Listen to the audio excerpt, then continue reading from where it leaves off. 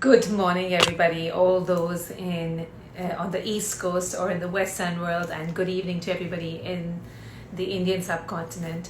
This is the second episode of the dialogue with Guru Yogi Shivan at Indimasi village. And for this season, we are decoding the Indian scriptures and rituals so that we can understand better all that we have read or all that we have the desire to read and seek. We tried to do this last week, and I'm gonna be just pinning the comment. And Instagram did not want to support it. Hi Briar, so good to see you. Hi Rajani, namaste everybody. And we started out with a conversation that when we were younger, I know from about myself, and even when I was trying to get my children to read the Mahabharata, what sounds right, it just increases in complexity. This is a plot, supposedly a scripture, supposedly a religious text, and what starts out as a story between two brothers and then becomes increasingly more complex, full of emotions, full of human conspiracy and all kinds of theories. And it makes one question that why is this a religious scripture? Why is this a text that we're supposed to read for religion? And Guruji, Guru Yogi Shivan, does a brilliant job of explaining. My understanding was that we come here on the earth and the earth feels like a playground.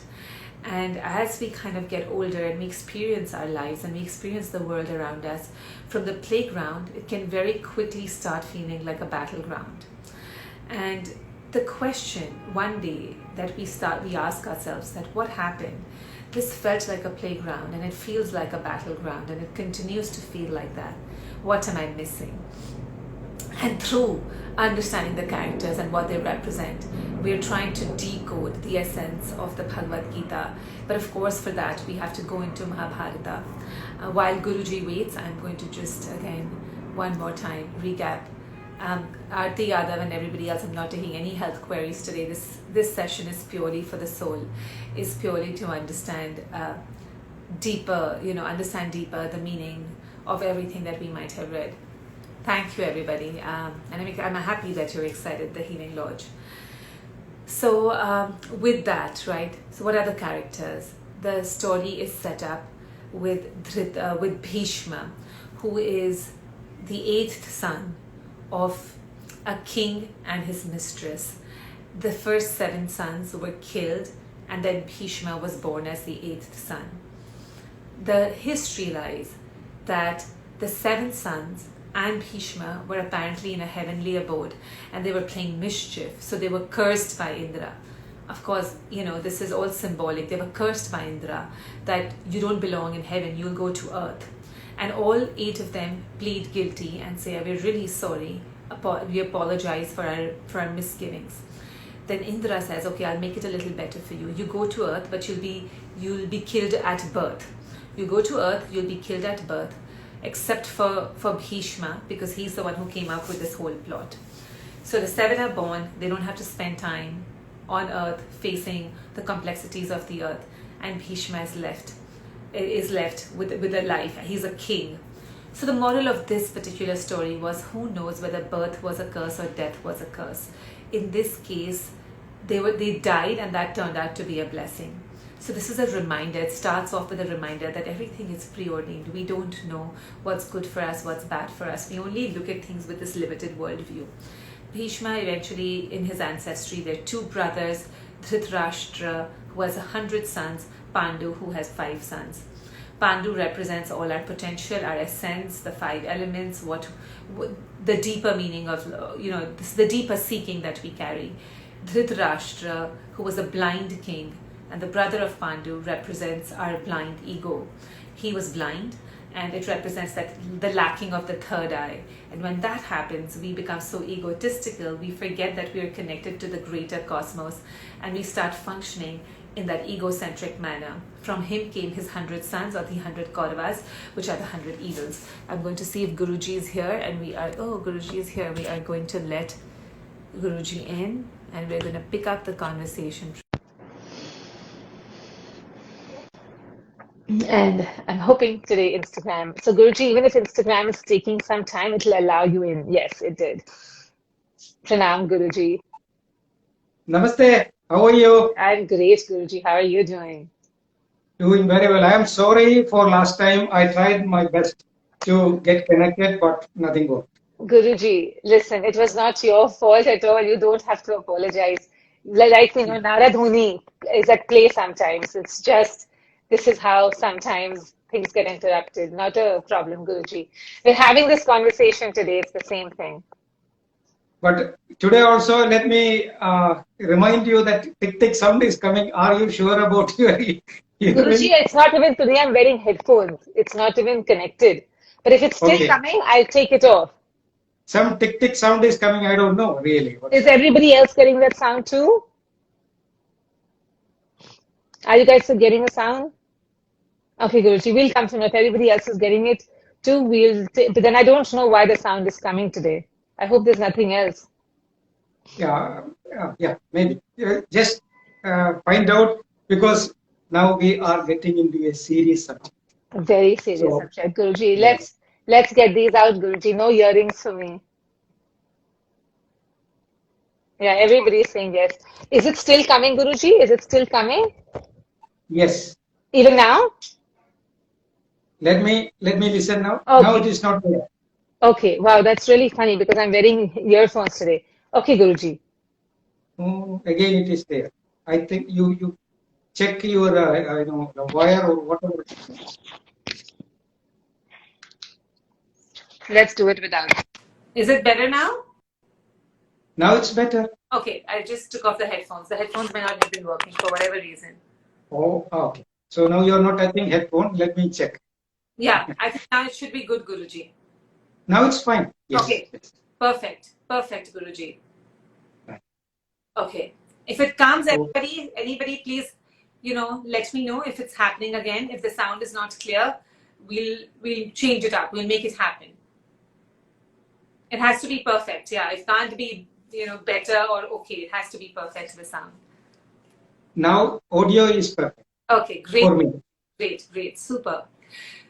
So, Guruji, we talked about, I was just kind of recapping the characters and I was recapping how, we come as a playground, the world looks like a playground, it starts feeling like a battleground. And we recapped that it becomes, how increasing complexity of life. And then one day we ask ourselves, just how Arjun asked Krishna one day, what am I doing? What is this life about? And how Bhishma was born with a curse, a king whose life you would imagine would be amazing. Wow, he's born with everything, was actually cursed to live on earth. And then we talked about the two kings, Dhritarashtra and his brother Pandu. And we talked about, how Dhritarashtra represents ego. So from this now, again, so we are going to go into the remaining characters. We're going to go into the plot and the remaining characters, Guruji. So let's start. Let's take it from here, Guruji. Yeah. Should we go into the characters first or the plot between the two brothers and what it represents? Let us give a fair idea about what Mahabharata means. Okay, Guruji. Then, yes, and how these characters are framed and for what it is done. The whole world for everybody is being evolved from our breath. If we are not breathing, our mind is not functioning. If mind is not active, nobody is having a world like this, as if we are in deep sleep. When in the deep sleep, Sushupti, this world or this universe is not existing for us. When mind awakes, we will come to know, yes, now the world is there for us. The mind is functioning due to the continuous supply of prana vayu, means the life energy. It is given to us through two ways, solar and lunar powers. Hakarena suryasya, sakareno induruchide. Heat is entering in our body, then immediately body is cooling with the support of the Mo. Hamsa Hamsedi Mandroyam Savair Jivaisha Chipide. If you get a chance to read the book Hamsa Yoga Chandrika, one of the best books for yogic reference. So our mind is activated through two energies, Ham, Sa. Ham represents sun and Sa represents moon. When we do yoga, actually the Sa will be eliminated. Then Ham is the dominant power. So when we focus on that Ham can be divided into two. Everything in yoga should be made opposite. If you want to meditate, Guru Vakyal Sushupnayam Vivarido Bhavejava. Vivarida means you have to make it opposite. Ham, Sa. When you make it opposite, what will happen? Sa, Ham. Soham, Soham iti prokto Mandra Yoga Sauchide. By reciting or meditating on Soham, you will come to know what the mantra is. Mandra Yoga Sauchide. You will be transforming into a Mandra Yoga. So same way, when we split Ham, we will get Ma, Ha, Maha. See, so Maha Prapancham, this visible universe is being developed from the single syllable Ham from our body. When we are either in sound sleep or in the higher consciousness in Samadhi, we don't have Maha or Hamsa. We will have only Ham. Ham means the higher consciousness. No duality. Only one. Advaita is there. So when we split Ham, Maha generates. Maha brings the Maha Prapancham. This apparent universe is available for you. There, Bhara. So within the body, within the self, you are creating your own universe.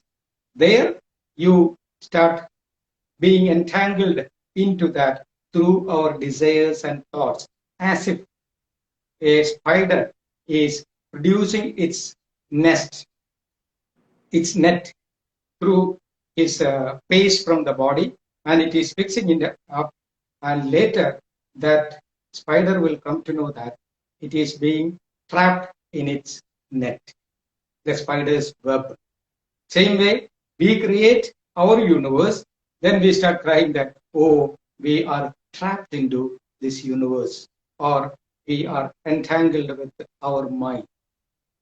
Here, Master is saying that you are Drishyam Darpana Matrena, means the whole world is, or universe is, manifested only because of the derivation or evolution of the primordial sound Ham as Maha.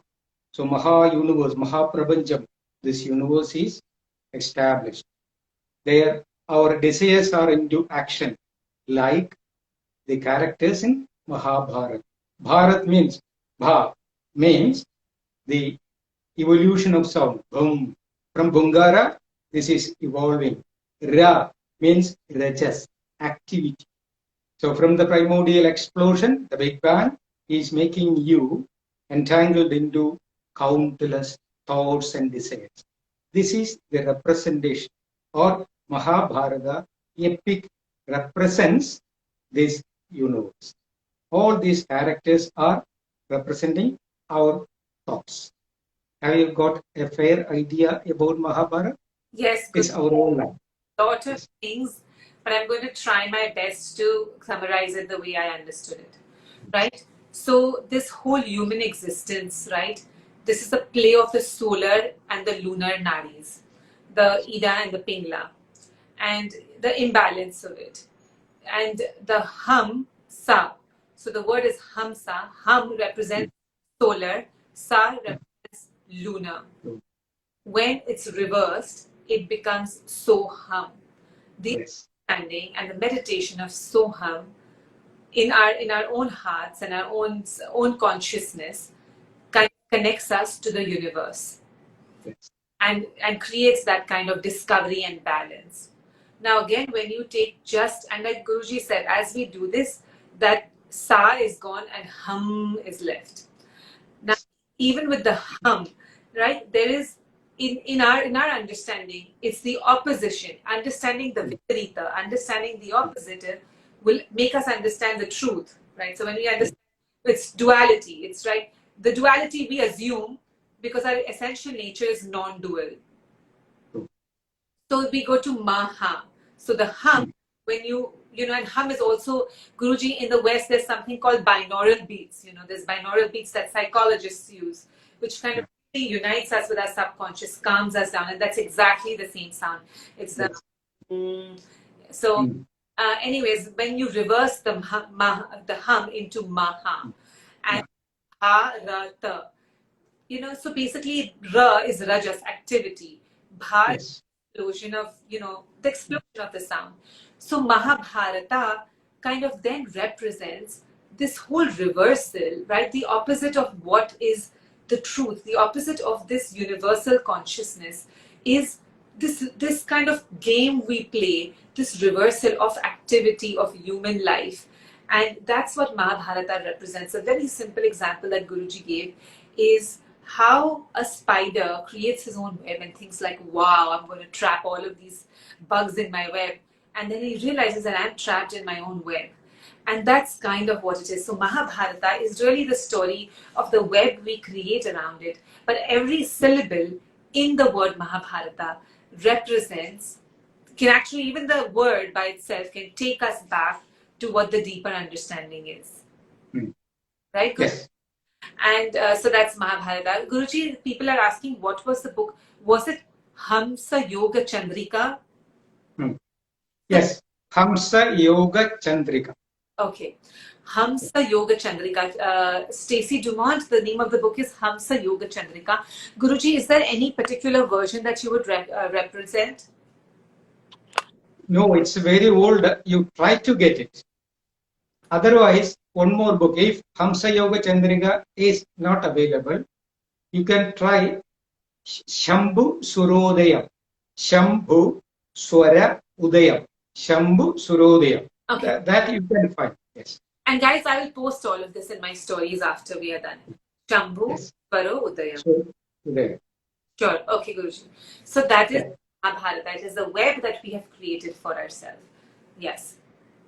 So Mahabharata is explaining how you are developing your universal web and this universal fabric from your own mind, and how you are being entangled into that.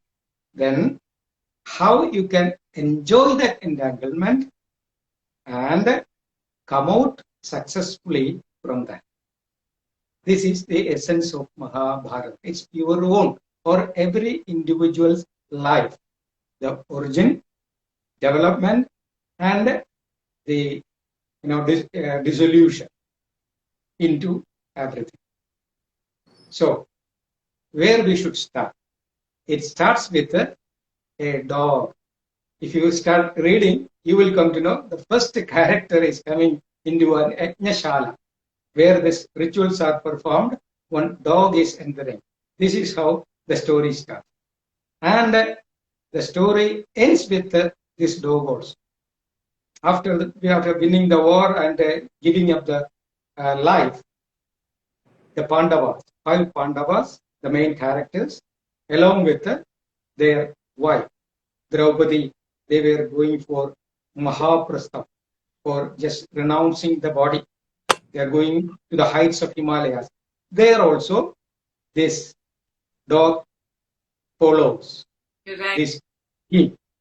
Finally, first Nakula will fall. Others will continue the journey.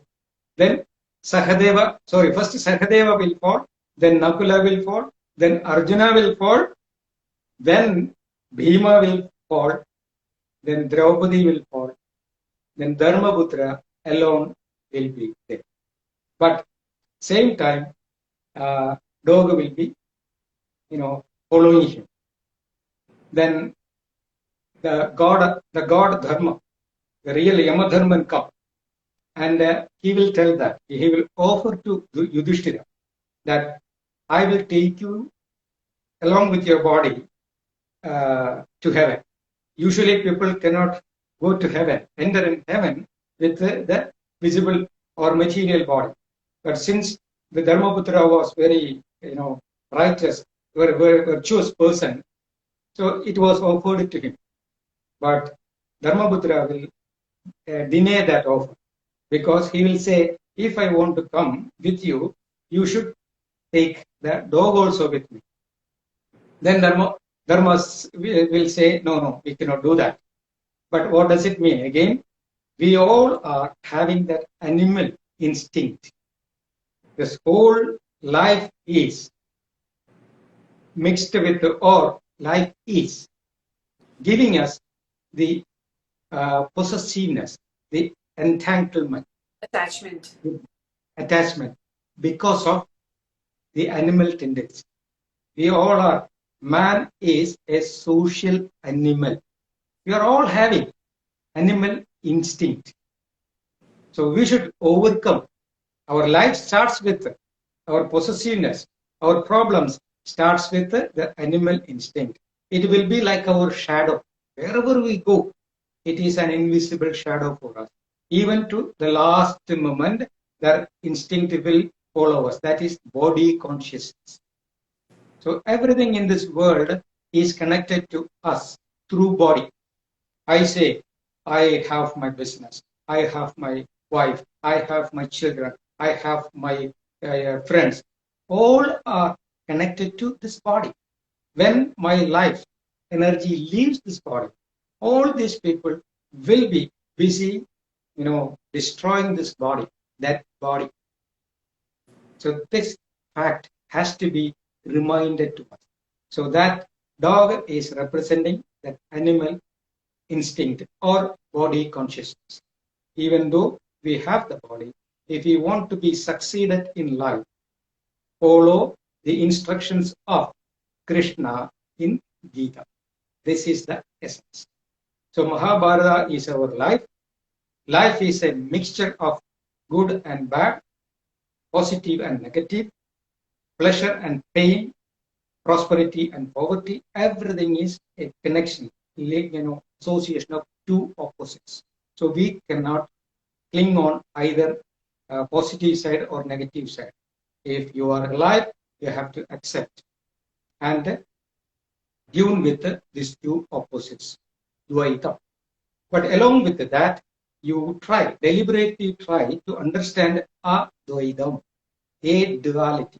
You can go beyond these two and understand the essence of the life or purpose of life, why you are born and why you are living and why you are dying. This is the essence of creation, preservation and destruction. Essence of Om. A-U-M means Om. Understand that. Then life will become a festival, because we will handle both.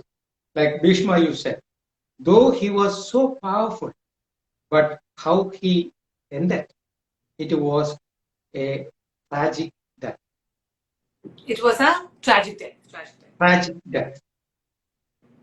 So power, money, power, knowledge, whatever it is, accumulated or achieved through body and only maintained in the body level, that will be the end. But if you can go beyond the body through practice, establish yourself into higher consciousness, connect yourself with Krishna consciousness, then you will understand the purpose of life. When you understand the purpose of life, you will handle the material life in a very comfortable and successful way. Same time, as a background, your spiritual consciousness will be supporting you. This is the message given by Mahabharata. Okay, lovely. Okay, Guruji. You know what? My time to summarize. Okay. So for everybody who's listening, what we are actually talking about is the Bhagavad Gita, which is set in the Mahabharata, which is the bigger plot, which is the bigger story. Bhagavad Gita is happens on the battlefield. It is a conversation between Arjun and Krishna. Arjun represents, that questioning, the seeker in us, which all of us carry, that deep curiosity. And Krishna carries the truth. Krishna is the source, and Arjun is the seeker. And Krishna, in this plot, is a charioteer. He's on the chariot, and Arjun is like, I'm actually going to go into battle with my own relatives. These are my familiar. This is so familiar to me. These are all my uncles and my brothers, cousins, and I'm actually going into battle with them. And that's kind of what we experience at some point in life, that we are battling with everything that's familiar to us. What am I doing? What is the meaning of my life? And that's where this is the essence. That conversation carries the essence of our life. It carries our journey back to where we came from, that conversation. And now Guruji has explained to us this bigger plot of Mahabharata, where this whole thing started, which ended up in this battlefield, which is two brothers, like we said, Dhritarashtra, egotistical, 100 sons, 100 vices born from it, and Pandava, who has 5 sons. The 5 sons represent many things, like Guruji said. Also 5 elements as well. Nakula and Sahadeva are more with your body, more earth, more gross, earth and water. Arjun is that fire. Fire is what connects us to both sides. The curiosity, we transform into human, but we also become curious for that which is beyond human. And Arjun represents fire. He's the one who's having the conversation, represents focus. And he was a master archer. And then the first 2 brothers, the elder brothers, are Yudhishthir and Bhima. Yudhishthir represents that ether, that potential to unite with the consciousness, also death, Dharmaputra Yudhishthira. And Bhima represents that initiation, wind, Vayu. Anyways, so what Guruji said is that the story is set up with the presence of a dog and ends with the dog. And that is a reminder for our primal instinct that we carry. The primitive instincts that we carry as a human being, which really keep us on earth. And when the battle ends and the 5 brothers have been go to this pilgrimage, or this, now we are finished with this, now we are going to try and make our way. Nakula and Sahdev, which are the closest to this gross body, they end up falling. They can't make it. Arjun is next, because even that is closer to the grossness. So does Bhim. Yudhishthir, who is more connected to ether, more connected to the consciousness, has the opportunity to, move to that higher consciousness. Because of his attachment to that primal instinct, to that dog, even he is held back. And this kind of represents that whole battle that we carry, that even after we have heard the truth, and even when we start making our way into a place of non-duality, any level of duality, any level of attachment holds us back into this life and this abode. So then we eventually go back to the Bhagavad Gita, and we go back to this conversation. Guruji. So we go back to this conversation, which really guides us into how is this to be done. And Guruji said everything is duality, the good and the bad, the prosperous and the poverty.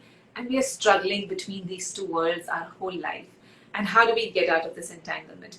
But Guruji, before we go there, I'm so curious to know what Draupadi represents. Can we talk about what Draupadi is? A wife of the 5 brothers. So Guruji, can we talk about what Draupadi represents? Yes. Draupadi, she has another name, Krishna. Technically it is said because of her color, dark color, she is called Krishna. No. In this Mahabharata, there are 2 Krishnas. One is a male Krishna, another one is the female Krishna. She represents the nature. People think, 5 men married 1 woman. this is not correct. Here we must understand that Mahabharata has 3 planes or dimensions. One is, I think last session I said, that is for, first layer is for introduction and develop a childish curiosity towards the science or the reality. Second is an intellectual existence, like successful human beings. We have to have our own management of positive and negative situations. If you want to be succeeded in life, you should be strategic to handle these both situations. Then that is the second dimension. Third dimension is pure spiritual. How to succeed in the spiritual life. That's, as you know, the questions like who you are or who am I? Why am I born? Like these questions are not explained or elaborated in intellectual world. It cannot be. There again yoga comes. Yoga, chitta vritti, nirodha. That part of our existence can be understood only by arresting the functions of mind. So that is the third level. So curiosity level for an like a child, it's an information. Then intellectual management for a grown person, and the sannyasa ashrama, the spiritual exploration, also discussed in Mahabharata. This we have to keep always in mind. Okay. Then Bhagavad Gita is organized in the middle of this for explaining how to win in our material life. But the question what you asked is the answer for the third level, spiritual question. An ordinary person, socially evolved person cannot accept or understand the essence or the meaning of 5 men having one common wife. Actually, that is that represents our 5 organs are jnanendriya, or 5 elements are developing our desires. So where the desires are fulfilled from nature. Nature is a woman. Technically, it is called Mother Nature. Right. Being a person, I am exploring everything from this lady of nature. Draupadi is representing that nature. Same way in Ramayana you can see Sita. Sita also having a mysterious birth. Krishna, this Draupadi also having a mysterious birth. How she was born? She came out from like a fire, which Yajna Agni. So, what is that technical term for fire in the Yajna Gundam? We can say yogic fire or Yajna fire, we can say. Homa. So, Homa Agni. The fire of sacrifice, we can say in English. Anyhow, she evolved from that. When this, who was that, King Drupada was performing a yajna, in that yajna kunda, she evolved. So she is having a mysterious birth. But why the mystery is immediately linked with these things? Because the existence of this nature is mysterious. So our 5 elements or 5 organs, basic 5 tattvas, enjoying this nature. It is a material enjoyment. It is not at all spiritual. If you want to be spiritual, we have to give up Draupadi. That is why when they try to climb the Himalayas, Draupadi falls. Dharma, again, consciousness will continue without Draupadi. Always think, understand, these characters are representing the main truths or the scientific facts. That is the third level of understanding. Then in the middle level, for personal analysis, we can say there are few traditions in India where many men, like 3 or 4 brothers, can have common wife. Somewhere in north also it's available, and in Kerala also one particular section called Musharis. Earlier it was very dominant, but now because of this modern education and everything, people are not practicing that. But there was a custom for certain section of people that brothers, 2 or 3 or 4 brothers, will marry only one woman. That was also allowed for certain purpose. But that is local, and it has nothing to do with the spiritual side. So Draupadi, in essence, Draupadi represents the mother nature, and that mother nature is being enjoyed or used by our 5 tattvas, 5 elements. 5 sense organs. Okay, great. Yes. Great. So what Guruji explained is that we are here on earth to also, the part of our journey on earth is also we will do exploration through our 5 senses. And that's why Mahabharata can be understood at so many different levels. The first level is just the curiosity. Hey, what is this human life? These interactions, this color, this celebration, kingdom.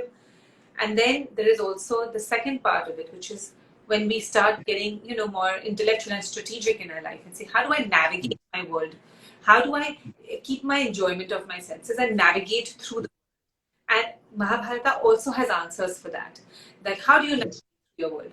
And you're, come here, you're going to enjoy through your senses. And then there's a third aspect of it, that we all come to a point where we ask the question that what is this joy? Like, what is this enjoyment? And that's when Mahaprasthan, happened. And even in that, still the 4 gross elements were present, Draupadi stayed. Draupadi represents Mother Nature. We are instinctively enamored by nature, to enjoy nature, the fruit, anything that nature provides, the human being is curious about. But nature is mysterious. Draupadi represents that which our 5 senses engages with in the world outside. So anything that our 5 senses can enjoy and experience, Draupadi represents. So in the main plot of the Mahabharata, Draupadi is the wife and she has a certain role. Just how our sensory indulgence has a certain role in our life. And finally, when you're ready for that spiritual evolution, and when you give up the gross body, you give up the, that Arjun, that desire to engage and succeed and do all of this, when you give up that Bhima, which is the action, the prerna, in the start by you, that's when Draupadi falls. You say, okay, I'm not enjoying the world through my 5 senses, and Mahaprasthan can happen. So that's the representation of Draupadi in this. So when the Pandavas and Kauravas, right, they fight over Draupadi in gambling, what does that represent, Guruji? Yes. I was about to say, good you asked. This is for the middle level, our material life. So Draupadi is the material attraction. The fights are starting with this. But the law of nature will be well aligned with these 5 organs only, or 5 tattvas. Like Sita will always be naturally connected to Ram only. But Ravana is trying to explore her or exploit her by force. Here also the same. The law of nature is well in tune with the 5 tattvas, Pandavas. They are very happy. But the negative thoughts, Kauravas are saying that no, we need her. So they want to capture her by force. Anybody who is trying to fight with the nature will end up like Kauravas. That is the message. Second thing, wherever ladies are, attacked or misused or humiliated, their tragic death is already assured. That is the message. If ladies are not taken care of very well, if ladies are not appreciated and protected, that society will end by its own clashes. This is the message given by Mahabharata for a material world. Even when, excuse me, something is there. One message came, I couldn't see. That just happened. Okay, anyway. When Draupadi was taken into the court in the middle of Kauravas and Pandavas and the public, when she was kept as a property for gambling, the first corruption started, or the first mistake started, even by, how technically these things are organized. The most virtuous person, Dharmaputra, he made a mistake. He allowed to bring this lady as a property for gambling. That was the mistake he made. But it could have been avoided if Bhishma, Drona, Dharmaputra, the seniors, objected that. They didn't do that.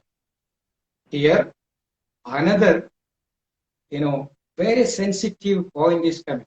I am sorry to say, I cannot be sentimental with scientific facts.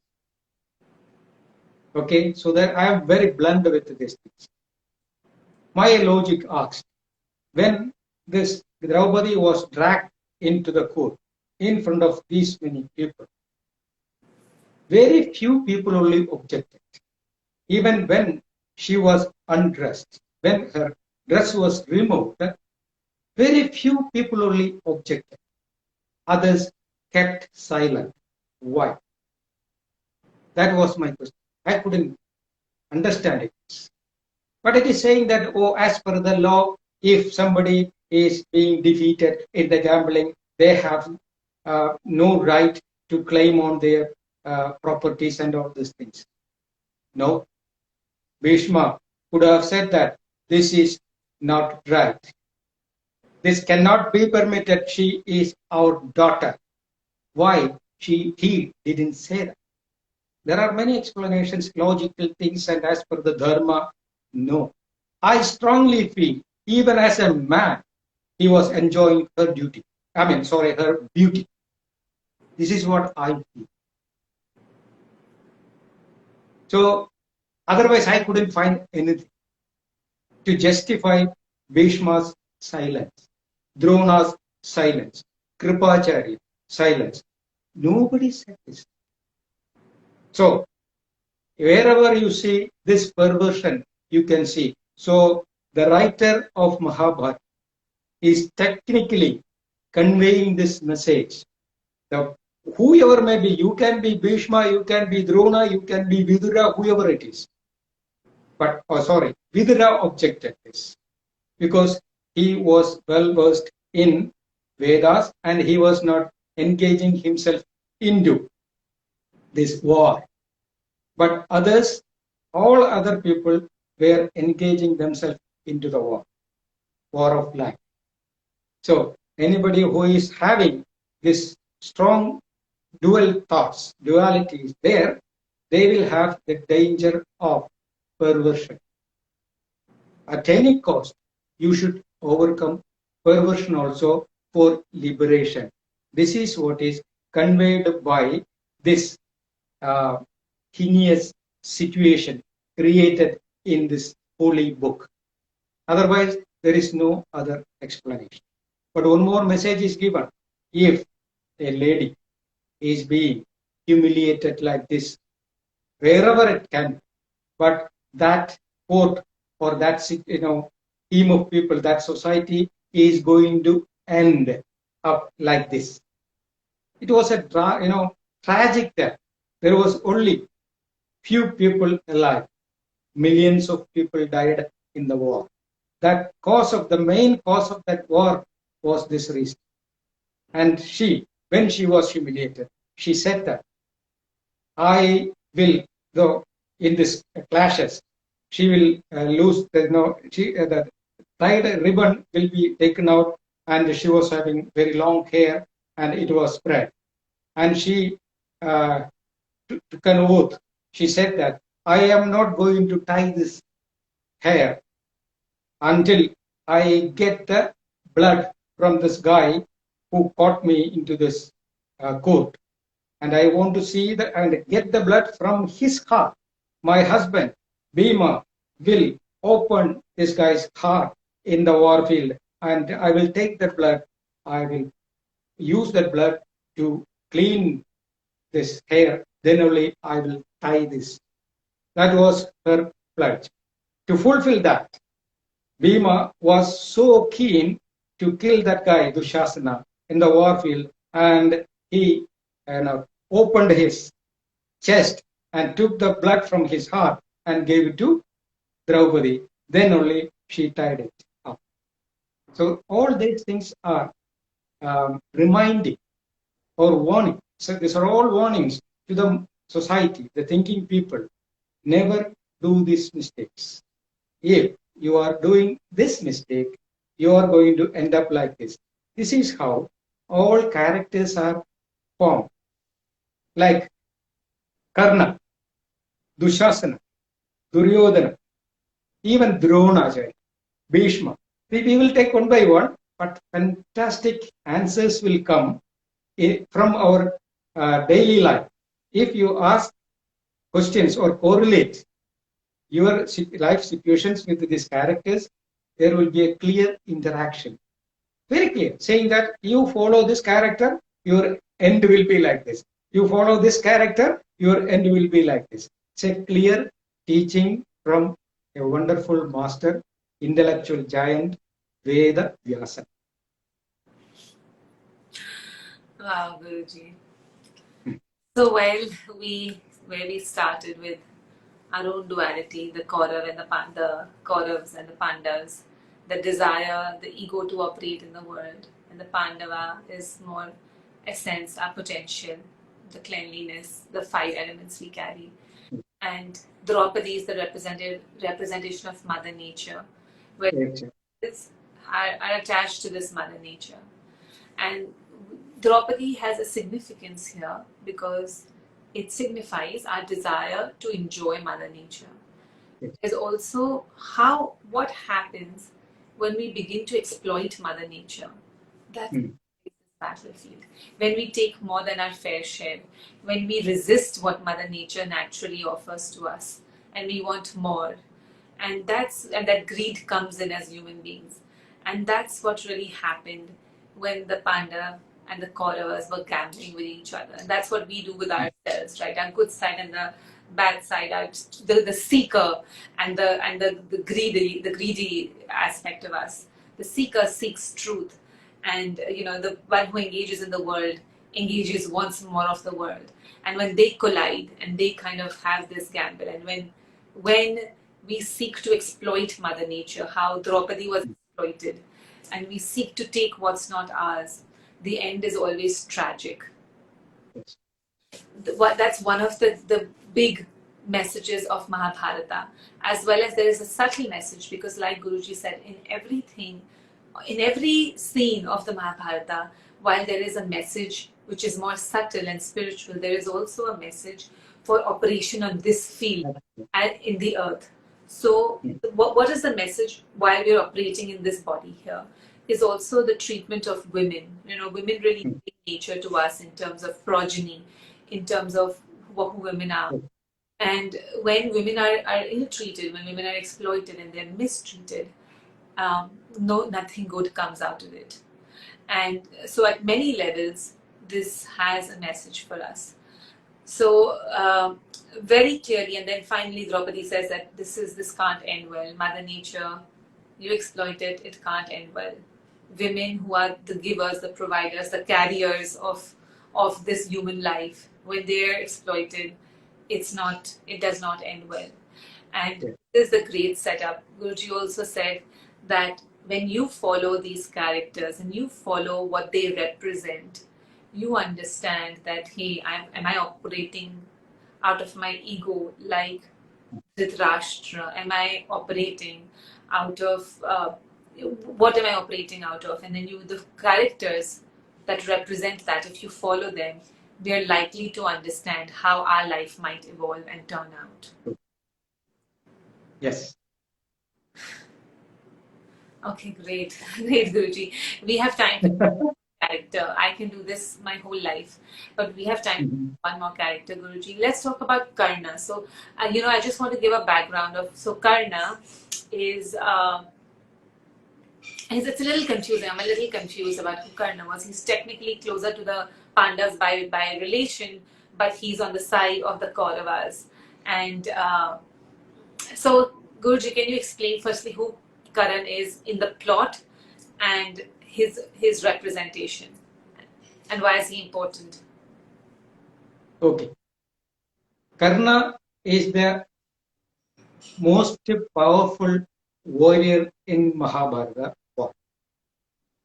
Actually, nobody could kill him because he was having a divine armor and earrings, kavacha and kundal, given to him by his father, the sun god.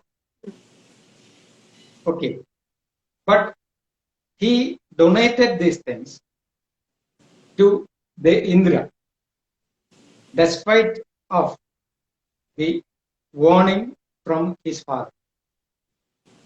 So blindly he disobeyed his father. That is why he got killed. So for our audience, we can give little explanation or some little brief of Karna. Yeah, Kunti. Karna is the eldest son of Kundi. I mean, the 5 brothers Pandavas are there, but before their birth, Kundi was having this child. But before her marriage, it happened. There is a story. Did I tell the story or? No, we can skip it, Guruji. Let's just say that technically Karna is an illegitimate child, technically. And she needs to be given away because he's actually the brother. He's older than even Dharmaputra. He was born and there's a holiness about him where he's like a very invincible warrior because he's been earrings and this armor.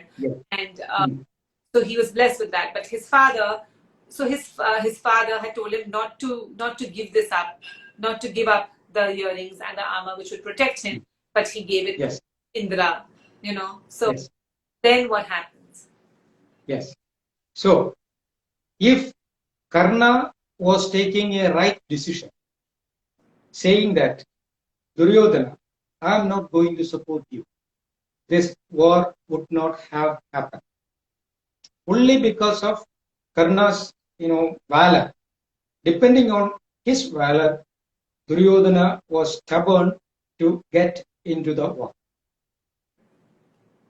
So first mistake he made, that he supported the wrong person. So whoever may be, you can have many qualities and you can have power, name, fame, money, everything. But if you stand with a wrong person, if you tie up with or you make friendship with one wrong person, you are in danger. This is the first message. Second one, though he was an abandoned child by his mother, he was not supposed to be angry with mother. Whatever may be the mistakes mother does, a child, a son, is not supposed to be angry with the mother. Okay, of course, many places Karna was not angry with the mother, but she begged to her son, to Karna, not to engage himself into the war or not to support Kaurava. But he denied the request of his own mother. Second mistake he did. Third one, this Kavacha and Kundala, the armor and the earrings, are donated to him by his father. And father himself told him, sun god came to him and approached him and said that, Karna, this protection is going to be taken away through, you will be cheated. The Indra will be disguising as a Brahman and he will come to you and he will beg for this one, don't give. This is my property donated to you. As per the dharmic law, you can donate something which you are earned by your own effort. You are not supposed to donate something which is donated to you. So he violated two laws. First one, his father instructed him or command. He gave a command that you should not give up these things which I gave you for protection. You are my son, so my son's protection is the responsibility of the father. So never give up that. So he denied that. So he denied the request and instruction of the father and mother. That is why he was brutally killed in the war. Main mistake. Another one, he went to Parashurama for knowledge, getting different techniques of arrows and archery.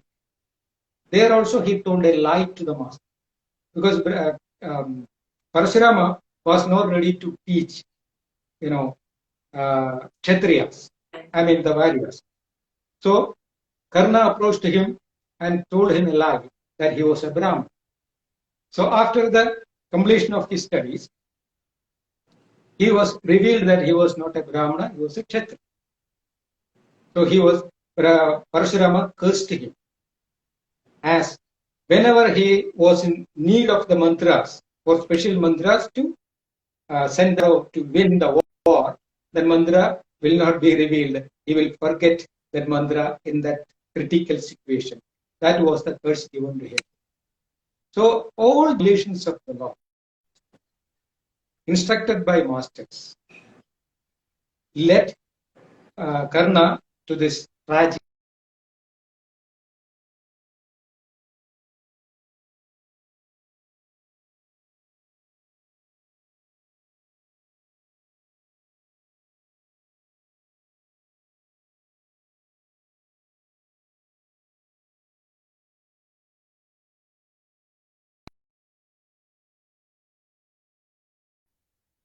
Guruji. I'm sorry, Guruji. Is it okay now? Yeah. I'm sorry. It was my fault. My daughter was waiting somewhere, so she called. Okay. So Karna is a part of our character, our personality. It is clearly showing that whatever may be your valor, whatever may be your strength, if you deny the request of your father and mother, parents, you are going to end up like Karna. If you violate the instruction or telling lies to the gurus, your end will be like this. So you follow Karna's character, your end will be like Karna. You may have many opportunities to protect yourself, but if you violate the basic laws, the sentimental instructions, the language of love, then you will lose your valor whenever you are in need. This is the message given to us, to the society, through the character of Karna. Got it. So I'm going to explain that really quickly before we end. So Karna, who had a lot of potential, was actually born, probably born with a good heart, a lot of valor, a valiant warrior, the eldest brothers of Pandavas, but did not get his fair share. And on two levels, right? This, like Guruji said, that there is always information, there is a message in every story of Mahabharata. There is a message that we can use with our life on earth. So the message with our life on